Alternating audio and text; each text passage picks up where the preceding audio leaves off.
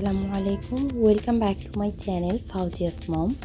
Fauzia's mom আপনাদের জন্য আজকে নিয়ে চলে এসেছি সর্ষে ইলিশ।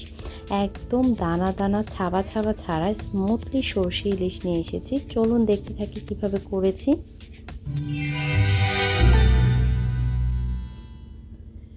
সর্ষে ইলিশটা করার জন্য আমি এখানে একটি বড় সাইজের ইলিশ নিয়েছি, দেখুন।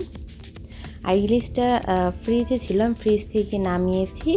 এটা বরফটা ছাড়লে তারপর আমি এটাকে আঁশ ছাড়িয়ে টুকরো করে কেটে নেব আর ভালো করে ধুয়ে পরিষ্কার করে নেব।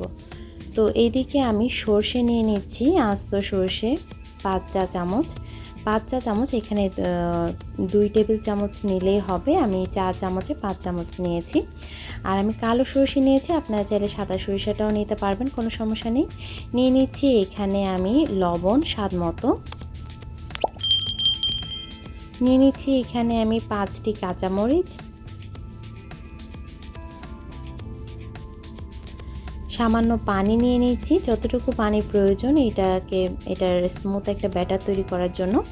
আর নিয়ে নিয়েছি সামান্য সর্ষে তেল, 1 চা চামচের মতো সর্ষে তেল নিয়ে নিয়েছি। এবার ভালো করে নেড়ে মিশিয়ে তারপর আমি এটা একটা স্মুথ পেস্ট তৈরি করে নেব। আপনারা চাইলে শিলপাটায়ও পিষে নিতে পারেন। তো দেখুন আমি পেস্ট তৈরি করে নিয়েছি ঠিক এরকম। এবার এই পেস্টটাকে আমি একটু পানি দিয়ে গুলিয়ে নেব, আর গুলিয়ে আমি এটাকে ছেঁকে নেব যেন এটার ছাবাটা না থাকে। আমি ছাবাটা ফেলে দেব, শুধু রসটা নেব গুলিয়ে।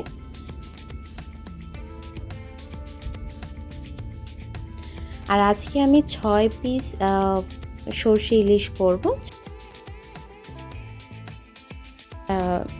সর্ষে করব, সেই আন্দাজে কিন্তু আমি এটুকু নিচ্ছি। আপনারা কম বেশি করে নেবেন, যতটুকু মাছ নেবেন ঠিক ততটুকু করে নেবেন। তো এখানে আমি 6 পিস ইলিশের টুকরো নিয়ে নিয়েছি। এবারে এগুলো কিন্তু খুব ভালো করে ধুয়ে নিয়েছি।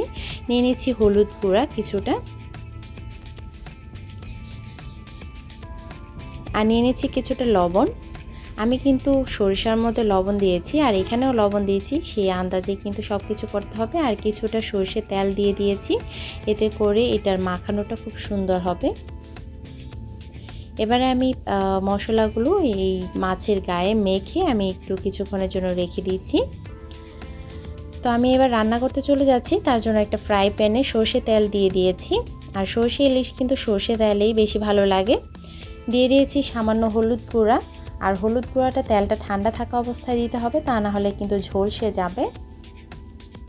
এবার নেড়ে চেড়ে মিশিয়ে নিয়ে তারপর আমি যেই সর্ষের পানিটা রেখেছিলাম সেই পানিটা দিয়ে দিচ্ছি। এবার দিয়ে ভালো করে নেড়ে চেড়ে মিশিয়ে নিচ্ছি তেলটার সঙ্গে। এবারে সেই ম্যারিনেট করে রাখা মাছগুলো দিয়ে দিচ্ছি।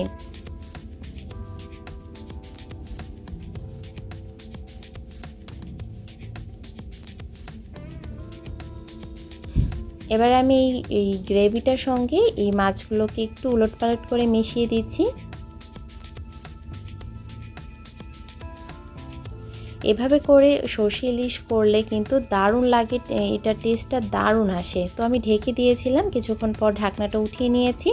আর উঠিয়ে নিয়ে আমি এগুলোকে একটু উল্টে পাল্টে দিচ্ছি। অবশ্যই আলতো হাতে উল্টে দেবেন, তা না হলে কিন্তু ভেঙে যাবে। ইলিশ মাছ কিন্তু এমনিতেই খুব নরম থাকে। আর যদি উল্টে না দিতে পারেন তাহলে একটু নেড়ে চেড়ে দিবেন যেন এটা নিচে দিয়ে লেগে না যায়। আর এটাকে ঢেকে দিলে আসলে এই ইলিশের যে তেলটা গায়ে সেই তেলটা ছেড়ে দেয় খুব সুন্দর করে। তো আমি আবারও ঢেকে দিয়েছি কিছুক্ষণের জন্য।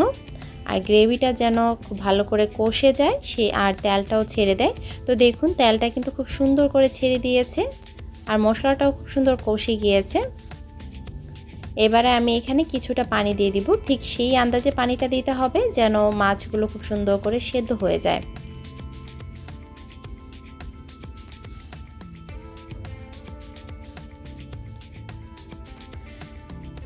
তো আমি আলতো হাতে এটা নেড়ে দিয়েছি। দিয়ে দিচ্ছি উপর থেকে আস্ত কাঁচামরিচ। আর আপনারা ঝালের পরিমাণটা যেরকম খাবেন সেইভাবেই কিন্তু কাঁচামরিচটা দেবেন। আমি আগে কাঁচামরিচ পেস্ট করে দিয়েছি সর্ষের সঙ্গে, তাই আমি আর কাঁচামরিচটাকে ফালি করে দিইনি। তো কিছুক্ষণ ঢেকে রেখে দিয়েছিলাম, আর ঢাকার পর আমি কিছুক্ষণ পর ঢাকনাটা উঠিয়ে নিয়ে তারপর একটু উলটপালট করে দিচ্ছি।